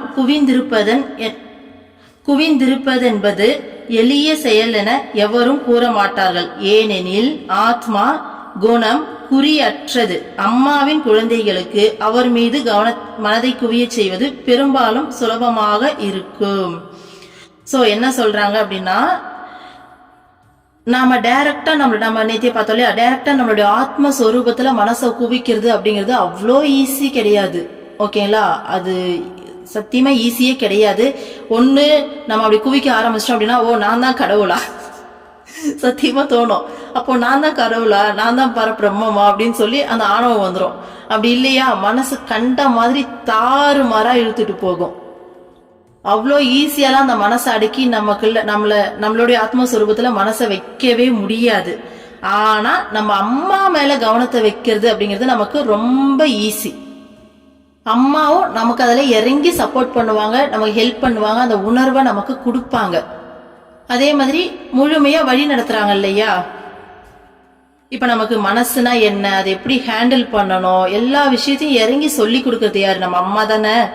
ஸோ நமக்கு இல்லைன்னா இதுக்கு முன்னாடி இருந்த ஒரு வாழ்க்கையில மனசுன்னு ஒன்று இருக்கு, இது இப்படி எல்லாம் போய் ஆட்டம் போடுது அப்படிங்கிற கவனம் கூட இல்லாத நாட்கள் எவ்வளோ இருக்கு இல்லையா. அந்த மாதிரி ஒரு வாழ்க்கையை வாழ்ந்துட்டு தான் நம்ம இதுக்குள்ள வரும். இப்பதான் நம்ம மனசுனா இப்படி இருக்கா, இது இவ்வளோலாம் ஆட்டம் போடுதா, இது எப்படி எல்லாம் வந்துட்டு நம்மள தேவையில்லாம டென்ஷன் ஆகுதா, அப்போ நம்ம இதுல இருந்து எப்படி வெளியில வருது அப்படிங்கிற அந்த விழிப்புணர்வே நமக்கு அம்மா தானே கொடுக்குறாங்க. அப்போ அம்மா மேல கவனத்தை செலுத்த செலுத்த செலுத்த அழகா நம்மளை வழி நடத்தி நம்மளை ஈஸியா கொண்டு போவாங்க. பிளஸ் அம்மா மேல கவனத்தை செலுத்துறது அப்படிங்கிறது நமக்கு ரொம்பவே ஈஸி. அடுத்தது பாருங்க, அம்மாவின் குழந்தைகளுக்கு அவர் மீது மனதை குவிய செய்வது பெரும்பாலும் சுலபமாக இருக்கும். அம்மா தரிசனம் அளிக்கும் போது ஒவ்வொருவரிடமும் ஏற்படுத்தும் நீங்காத நினைவுகளை மனதில் அசை போடுவது அவரை பற்றி சிந்திப்பதற்கு சுலபமான வழியாகும். ஸோ அடுத்த டிப்ஸும் கொடுக்குறாங்க பாருங்க. நம்ம எத்தனையோ டைம் போறோம், அம்மாவை பாக்குறோம், அப்ப தர்ஷன் அப்ப என்னெல்லாம் நடந்தது அப்படிங்கறத நினைச்சு நினைச்சு பார்த்தாலே அதுவே. இப்போ நம்ம மெடிடேஷன் பண்ணோம்னா உட்கார்ந்து மூச்சை கவனிக்கணும், மூச்சு என்ன சொல்றது, வரக்கூடிய எண்ணங்களை பார்த்தீங்கன்னா கவனிக்கணும். அப்ப எண்ணங்கள் வராம பாத்துக்கணும். ஒவ்வொரு எண்ணத்தையும் அவ்வளோ விழிப்புணர்வு தேவை இல்லையா. இதே அதனால்தான் அம்மா அந்த பிரேம பக்தியை கையில் எடுக்கிறாங்க. இப்ப நம்ம அம்மாவை நினைக்கிறோம், நம்மளுடைய சொந்த பயாலஜிக்கல் மதரை நினைக்கிறதுக்கோ, பயாலஜிக்கல் ஃபாதரை நினைக்கிறதுக்கோ, இல்ல நம்ம வழியா நம்மளோட குழந்தைங்களை, நம்ம ஹஸ்பண்ட, ஒய்ஃப, இந்த மாதிரி நம்மளுடைய உறவுகளை நினைக்கும் போது நம்ம எந்த ஒரு எஃபோர்ட்டுமே இல்லாம ஈஸியா நினைக்கிறோம் இல்லையா. அப்போ பிரேம பக்தி அப்படிங்கறத கொடுத்து அந்த எஃபோர்ட்லெஸ்ஸா அம்மாவையும் இறைவனையும் அம்மா நினைக்க வைக்கிறாங்க.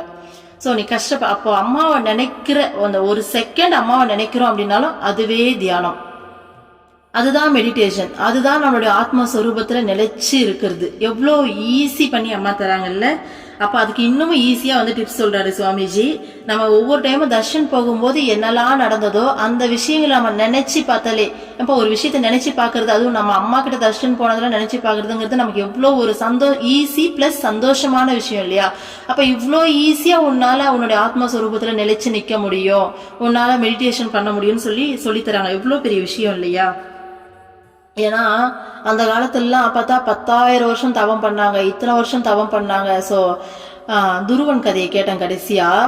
அவர் ஃபர்ஸ்ட் 3 நாளைக்கு ஒரு டைம் காய்கறி பழங்கள்லாம் எடுத்தாராமா. அதுக்கப்புறம் 6 நாளைக்கு ஒரு டைம் தண்ணி மட்டும் குடிச்சு உபவாசம் இருந்தாராம்.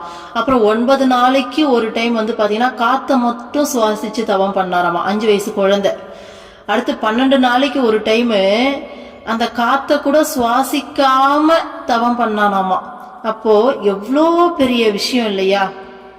அந்த தவம் அப்படிங்கிறது எவ்வளோ கடுமையானது. நம்மளால ஒரு வேளை சாப்பிடாம இருக்க முடியுதா. அம்மா பசிக்குதுன்னு சொல்லிட்டு நாளும் அழுவோம்ப்பா, மம்மி பசிக்குது மம்மி அப்படின்ட்டு. நீங்களா அப்படின்னு தெரியல, ஒரு வேளை சாப்பிடாம இருக்க முடியல. அப்போ தவம் பண்ணி நம்மளுடைய ஆத்மஸ்வரூபத்துல அவங்க இதுக்கும் துருவன் பாத்தீங்கன்னா தன்னோட ஆத்மஸ்வரூபத்துல கவனத்தை குவிக்கல. சோ பெருமாளுடைய வடிவத்தை தான் தியானிப்பாரு. தாமரை மலர் மேல நின்ற பெருமாளுடைய வடிவத்தை தான் கம்ப்ளீட்டா தியானம் பண்ணுவாரு. அதுக்கே அவ்வளோ கடுமையான தவம் காட்டுல போயிட்டு 5 வயசு குழந்தை இருந்தது இல்லையா. ஆனா நமக்கு அதே விஷயத்த எவ்வளோ ஈஸி பண்ணி அம்மா தராங்க பாருங்க. அம்மாவை நினைச்சா போதும், அம்மா கிட்ட பேசினா போதும், அந்த பக்தியும் அந்த பாசத்தையும் அம்மாவே கொடுத்துடுறாங்க. கொடுத்து அம்மாவை நினைச்சிட்டு கேட இதுதான் உனக்கு தியானம், இதுதான் மெடிடேஷன் அப்படின்னு சொல்லிட்டு இதை பண்ணு, மற்றது அம்மா பாத்துக்கிறேன்னு சொல்லிட்டு எவ்வளோ ஈஸியா பண்ணி தராங்கல்ல.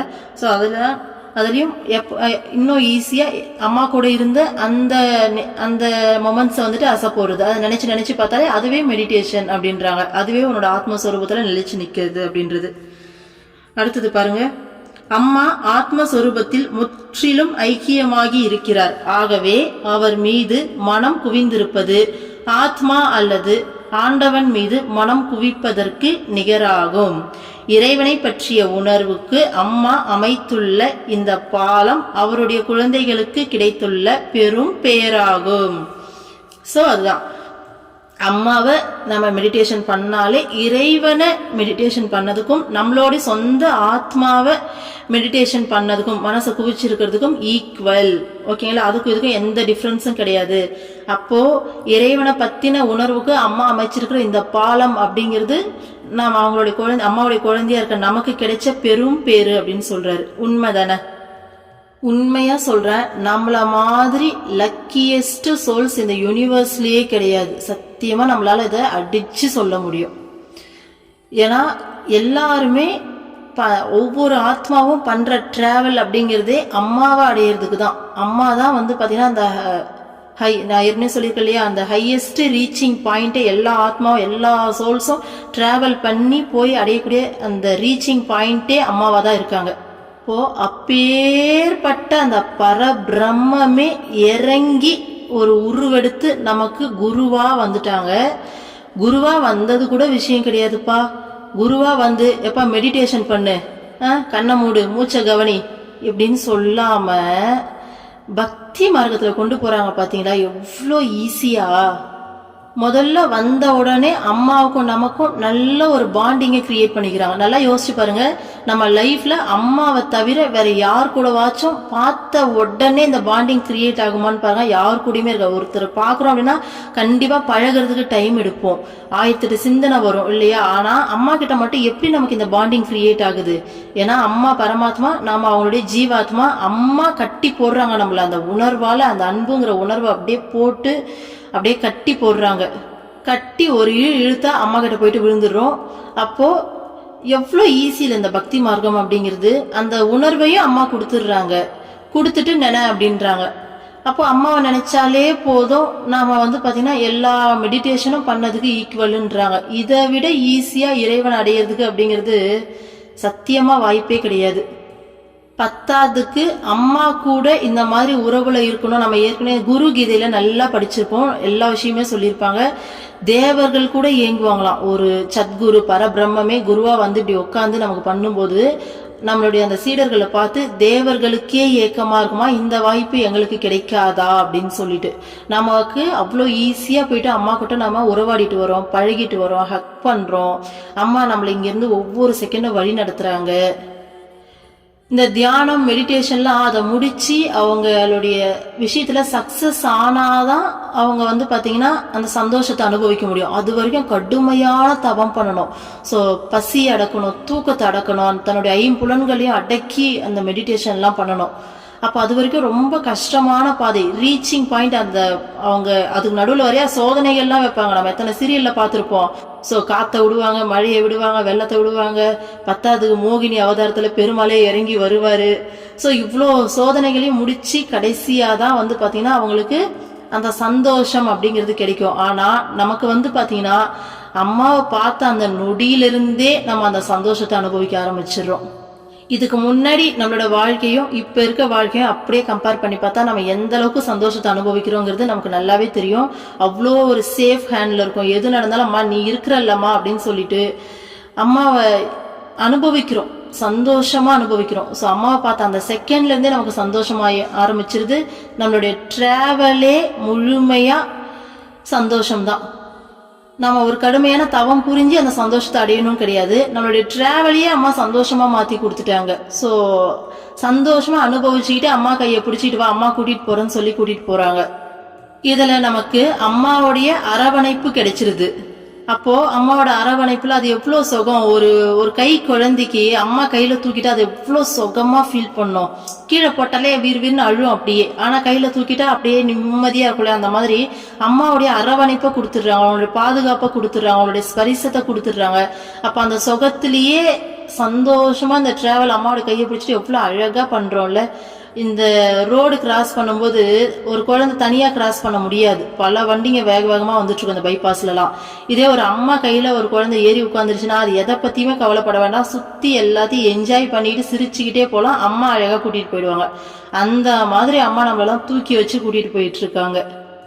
அம்மா ஞான மார்க்கத்துல மெடிடேஷன் பண்றவங்கள கூட பாத்தீங்கன்னா நீ மூச்சை கவனிலாம் சொல்றது கிடையாது. கண்ணை மூடி இறைவனோட உருவத்தை, ஒண்ணு உன்னோட இஷ்ட தெய்வத்தோட உருவத்தை தியானம் பண்ணு, அப்படி இல்லையா அம்மாவோட உருவத்தை தியானம் பண்ணு.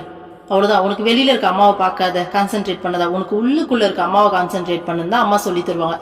அப்ப அவங்களையும் ஒரு விதமான பிரேமையில தான் அம்மா கூட்டிட்டு போறாங்க. அம்மா இந்த ஆன்மீக பயணத்துல இருக்கிறதுல ஷார்டஸ்ட் ரூட்டை போட்டு, எப்படி மேக்ஸ்ல வந்துட்டு இந்த ஃபார்முலா ஒரு 2 ஃபார்முலா யூஸ் பண்ணாலே வந்துட்டு சம்ம டிரைவ் பண்ணி ஆன்சர் வந்துடும் இல்லையா, அந்த மாதிரி இருக்கிறதுலே ஷார்டஸ்ட் ரூட்டை போட்டு நம்மளை கூட்டிட்டு போயிட்டு இருக்காங்க. ஏன்னா நமக்கு குருவா கிடைச்சிருக்க நம்மளோட அம்மா பரபிரம்மம், எல்லாமே அவங்க தான், அவங்கள தாண்டி எதுவுமே கிடையாது. அந்த பரபிரம்மே நமக்கு குருவா வந்ததால இருக்கிறதுலே ஷார்டஸ்ட் ரூட்டை போட்டு அவ்வளோ அழகா கூட்டிட்டு போயிட்டு இருக்காங்க. அப்ப நாம இந்த வாய்ப்பை தவற விடவே கூடாது. நாம இந்த பிறவி அப்படிங்கிறத கொஞ்சம் கூட மிஸ் பண்ணாம, இந்த பிறவியை விட்டு நம்ம இந்த உடம்புல இருந்து நம்மளுடைய ஆத்மா வெளியில போகுது அப்படின்னா கம்ப்ளீட்டா அம்மா கூட போய் செட்டில்ட் ஆகுற அளவுக்கு நம்மளுடைய ஆத்மாவோட தகுதியை நம்ம வளர்த்து வச்சிருக்கணும். அதுதான் நம்ம வாழறதுக்கே அர்த்தம். நம்ம இந்த பிறவி எடுத்து அம்மா மாதிரி ஒரு குரு கிடைச்சி நம்ம இந்த பிறவியில இந்த வாய்ப்பை நம்ம நழுவ விடுறோம் அப்படின்னா நம்மளை விட ஒரு முட்டாள்தனம் பண்றவங்க வேற யாருமே இருக்க முடியாது. ஏன்னா நமக்கே தெரியும், அம்மாவே சொல்லியிருக்காங்க, அடுத்த பிறவியில அம்மா இப்படி வருவனான்னு தெரியாதுன்னு அம்மாவே சொல்றாங்க. அப்போ இது எப்பேற்பட்ட வாய்ப்பு இல்லையா? அப்போ இந்த பொக்கிஷமான இந்த வாய்ப்பை நம்ம தப்பி தவறி கூட தவற விட்டுறவே கூடாது. எப்பயுமே நாம நம்மளையே அந்த செல்ஃப் என்கொயரி பண்ணிக்கிட்டே இருக்கணும். நம்ம என்ன பண்ணிட்டு இருக்கோம், நம்ம கவனம் எங்க இருக்கு, நம்ம இருந்ததை விட இன்னும் கொஞ்சம் மேல போயிருக்கோமா? எல்லாருமே வேற லெவல்ல பண்ணி அம்மாவை பிடிப்பிடின்னு பிடிச்சுதான் வந்துட்டு இருக்கீங்க. இருந்தாலும் நம்ம அந்த ஒரு கான்சியஸ்னஸ்ல, அந்த விழிப்புணர்வுல இருந்துகிட்டே இருக்கணும். அடுத்தது பாருங்க, மனதை குவிய செய்வதென்பது ஒரு மூலையில் அமர்ந்து கண்களை மூடி இருப்பது மட்டுமல்ல. சுனாமி தாக்கிய பிறகு அம்மா பிரம்மச்சாரிணிகளை கிராமத்து இடிபாடுகளை சரி செய்யவும் பிறகு வீடுகள் கட்டவும் உதவ சொன்னார். அந்நாட்களில் பிரம்மச்சாரிணிகளை வழக்கம் போல் தியானிக்காமல் கர்ம யோகத்தில் ஈடுபட சொன்னார். அம்மா உண்மையான தியானம் என்பது படைப்பு முழுவதும் இறைவனை தரிசிப்பதாகும் என்கிறார். சோ வெறுமனே ஒரு மூலையில உட்காந்து கண்ணை மூடி பண்றது மட்டும் மெடிடேஷன் கிடையாது. சுனாமி தாக்கும் போது அம்மாவுடைய பிரம்மச்சாரிணிகளை கிராமத்துல இறங்கி அந்த இடிபாடுகளை சரி பண்றதுக்கும் வீடு கட்டுறதுக்கும் ஹெல்ப் பண்ண சொல்லியிருக்காங்க. அந்த டைம்ல அம்மா வந்துட்டு கர்ம யோகத்துல ஈடுபடுத்தினாங்க அவங்கள அப்படின்னு சொல்றாங்க. அப்போ உண்மையான மெடிடேஷன் அப்படிங்கிறது படைப்பு முழுசும் இறைவனை தரிசிப்பது. நம்மளோட கேஸ்ல ஆல்ரெடி நம்மள அம்மா வந்து பாத்தீங்கன்னா கர்ம யோகத்துல தான் ஈடுபட்டு வச்சிருக்காங்க. சோ அவங்கள மாதிரி பெரிய பெரிய சேவை பண்ணல அப்படின்னாலும் நம்மளால வந்துட்டு அவங்கள மாதிரி எந்நேரமும் ஆசிரமத்துல அழகா அம்மாவை மட்டுமே இப்ப அம்மாவுடைய பஜன் அட்டன் பண்ணிக்கிட்டு சோ அம்மா கூடவே ஒரு வாழ்க்கையை வாழ முடியாதுல்ல, அங்கேயே சேவை செஞ்சுக்கிட்டு அப்படின்னு சொல்லிட்டு நாம இங்க உலக வாழ்க்கையில இருக்கோம். அப்போ இங்க செய்யக்கூடிய எல்லா வேலைகளும் நாம கர்ம யோகமா மாத்திக்கணும். சோ நம்ம பல முறை சொல்லியிருக்கோம், கர்ம யோகமா மாத்துறது எப்படி? இங்க இந்த குடும்பத்துல இருக்க அத்தனை சோல்ஸும் அம்மாவுடைய குழந்தைங்க. இந்த குழந்தைங்களுக்கு நடுவுல இந்த இடத்துல இந்த வேலையை அம்மா எனக்கு கொடுத்துருக்காங்க. சோ அம்மா கொடுத்த இந்த வேலையை நான் சிறப்பா செய்யணும் அப்படிங்கிற எண்ணத்தோட இந்த எண்ணம் மனசை மட்டும்தான் மாத்தணும். இந்த மனசை ஏன் குழந்தை, ஏன் புருஷன், ஏன் அம்மா, ஏன் அப்பா அப்படிங்கிற எண்ணத்தை விடுத்துட்டு அம்மாவுடைய ஆத்மா, இதெல்லாம் அம்மாவுடைய குழந்தைங்க, அந்த குழந்தைங்களுக்கு அம்மா என்ன செய்ய சொல்றாங்களோ அதை நான் செய்ய போறேன். சோ அம்மா சொன்னதால நான் இந்த இடத்துல சேவை செய்யறேன் அம்மாவுக்காக. சோ சேவை அப்படிங்கறதுல அம்மா இந்த வேலையை கொடுத்துருக்கா, அதை நான் செய்ய போறேன் அப்படிங்கிற எண்ணத்துல நம்ம செஞ்சோம் அப்படின்னாலே அதுவே கர்மயோகம். அப்போ இந்த பேசிஸ்ல நம்ம வரும்போது நம்மளை எப்படி கருவியா பயன்படுத்தி இன்னும் உயர்ந்த சேவைகள்லாம் பண்ண வைக்கணுமோ அதை அம்மா பண்ணிப்பாங்க. ஸோ ஃபர்ஸ்ட் நம்மளோட ப்ராசஸ்ல முன்னேற இந்த வழியை கவனம் செலுத்தும் போது அடுத்தடுத்ததெல்லாம் அம்மா வந்து பண்ணுவாங்க. அதான் சொல்றாங்க, உண்மையான தியானம் அப்படிங்கிறது படைப்பு முழுவதும் இறைவனை தரிசிப்பது அப்படிங்கிறது. இந்த படைப்பு முழுவதும் இறைவனை தரிசிப்பது அப்படிங்கிறது ஒரு வார்த்தை கிடையாது, அது மிகப்பெரிய விஷயம். நம்ம அம்மாவுடைய அருளுரைகள்ல ஒரு வீடியோ போட்டிருப்போம். ஒரு பக்தர் வந்து ஆசிரமத்தை வந்து செட்டில்ட் ஆகலாம் அப்படின்னு சொல்லி நினைச்சிட்டு இருக்கும்போது அதுக்கான சூழ்நிலை அமையாம அங்கேயே தங்கி இருக்க வேண்டிய ஒரு சூழ்நிலை ஏற்படுது. அப்போ வயசான ஒரு முதியோர் இல்லத்துல அவருக்கு வேலை கிடைக்குது. அவங்க எல்லாத்தையும் மறந்துகிட்டே இருப்பாங்க. அப்ப அவங்களுக்கு அங்க சேவை செய்யற மாதிரியான ஒரு வாய்ப்பு. அப்ப ஒரு கட்டத்துல அம்மா அவருக்கு அந்த மன முதிர்ச்சியை கொடுக்கறாங்க. ஓகேங்களா? ஸோ அந்த மெச்சூரிட்டியில அங்க இருக்கக்கூடிய ஒவ்வொரு பேஷண்ட்டையுமே அம்மாவுடைய உருவத்தையே தரிசிச்சேன் அப்படின்னு சொல்லுவார் அவர். ஸோ அதுதான் அந்த மாதிரி இந்த படைப்பு முழுக்க இறைவனை தரிசிக்கிறது தான் வந்து பாத்தீங்கன்னா உண்மையான மெடிடேஷன் அப்படின்றாங்க. ஸோ மனிதர்கள் மட்டும் இல்லாம மற்ற பிற உயிரினங்களையும் அம்மாவுடைய ஸ்வரூபமாவே, இறை ஸ்வரூபமாவே, அம்மாவுடைய ஆத்மா தானே எல்லாமே, தரிசிக்கணும். அதுக்கு அடுத்த ஸ்டேஜ்ல இங்க இருக்கக்கூடிய பொருட்கள், அசையும் அசையாத எல்லா விஷயத்தையுமே, ஒரு மரம், செடி, கொடி, அசையாத பொருட்கள்லாம் இருக்கு இல்லையா, அந்த புக்கு, வளையல் அப்படின்னு சொல்லிட்டு, பேக், இந்த செவர், இந்த வீடு எல்லாமே இறை ஸ்வரூபமா தரிசிக்கிறது தான் உண்மையான ஆன்மீகம் அப்படின்றாங்க. ஸோ மகான்கள் அந்த நிலையில தான் இருக்காங்க. அதுதான் உண்மையான மெடிடேஷன் சொல்றாங்க. அதை நம்ம கொஞ்சம் கொஞ்சம் ப்ராக்டிஸ் பண்ண நமக்கு வரும். ஓகேங்களா? அம்மா வந்து கொடுப்பாங்க. ஓம் அமிர்தீஸ்வரி நமக. ஓம் நம சிவாய. இதோட 4வது அத்தியாயம் முடிஞ்சிருச்சு. அடுத்த வீடியோல நம்ம 5வது அத்தியாயம் பார்க்கலாம். ஓகேங்களா? ஓம் அமிர்தீஸ்வரி நமக. ஓம் நம சிவாய. சர்வம் கிருஷ்ணார்ப்பணம்.